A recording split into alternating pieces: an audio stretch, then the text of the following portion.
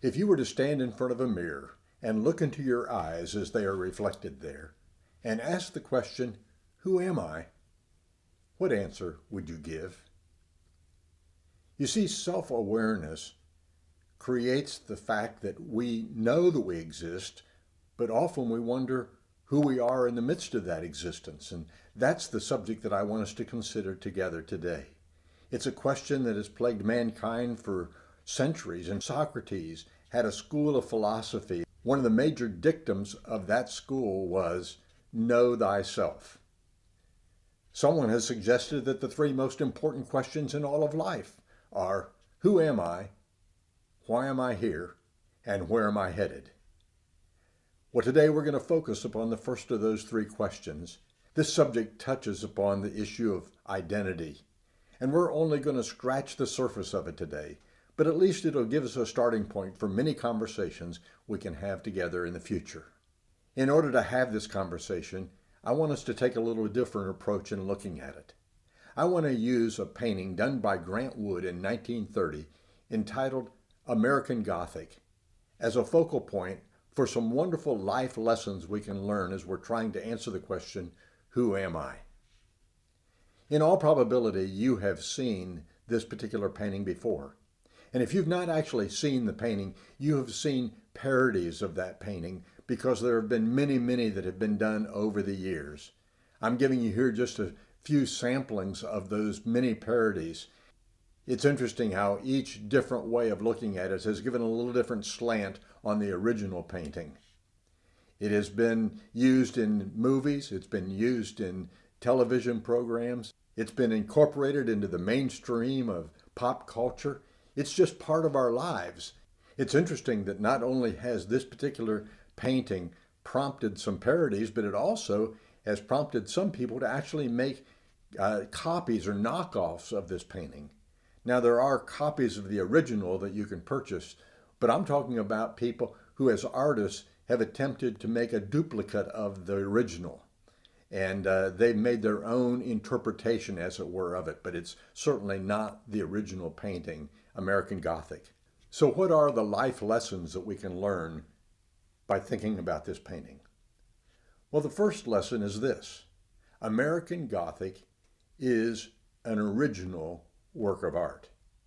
And in the same way, we are also originals, one of a kind, as it were. This is verified both by theology and science. And regardless of which perspective you embrace, the fact is that we are unique originals. The Bible itself says in Psalm 139, I will give thanks to thee, for I am fearfully and wonderfully made. Wonderful are thy works, and my soul knows it very well. There the psalmist is exploring the whole reality of the fact that he was created by God very specifically with individual qualities, and every aspect of his life was known by God in his design and in his determination. But you may not hold to that perspective. I certainly do embrace that faith perspective, but you may not agree with that. You may take a more naturalistic point of view. But even if you embrace that, science has confirmed over and over again that there are no two exact duplicates of humanity found anywhere in the world. Each one of us has certain marks about us that separate us from every other person who's ever existed. We are unique, one of a kind. Perhaps one of the best life lessons we can learn from that is that uniqueness helps to establish our value. The original artwork, American Gothic, is currently housed at the Chicago Institute of Art. And when you search for what is its value, it simply says it's priceless. There is no price tag that can be put upon it. Certainly, if it were to ever be sold, and in all likelihood it will not be, but if it were ever to be sold, it would probably sell in the hundreds of millions of dollars. It is that important. The same thing could be applied to our own lives. Because we are unique, one of a kind, irreplaceable individuals, the fact is that there is intrinsic value in each person. It's not like we can turn somewhere and say, well, there's someone else that can fill that spot. No, there's no one who can really replace you. And that goes a long way, doesn't it, to helping us answer the question, who am I?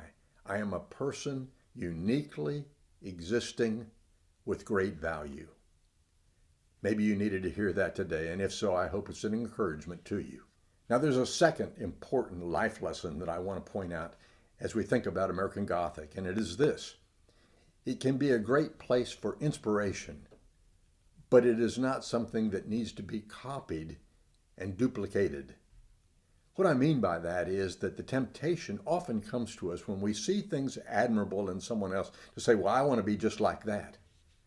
The truth is, that's not going to be possible. There's going to be distinctives about us that will always make us somewhat different from another. But that doesn't mean that you can't learn from those qualities that we see in other persons. Maybe the best way to think about this is to take sort of a principled approach. In other words, what are the principles that apply to that person that I can see the value of and apply in my own life and utilize in some way? That way, we're not trying to be just like them, but we are learning from them. My brother used to send at the end of all of his emails a little postscript, and it said this: be yourself. Everyone else is already taken. And that's true.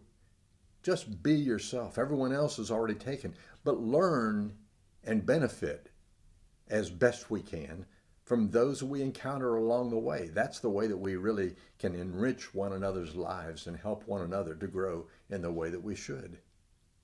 This temptation to imitation is really strong. I can remember when our daughter was about 5 years old, and I was standing outside of our house one day. And I had something that was caught in my throat, and I simply cleared my throat and spit. I went, and just spit. And a moment later, I heard this little half pint of a girl standing next to me doing the exact same thing. She had heard it, and she was imitating what I had done. And I think if we're honest, all of us have the temptation to do that same kind of thing. Appreciating the value we see in others can help us to become our own best self. The third thing I want to point out to you today about this painting, American Gothic, is that it is a completed work.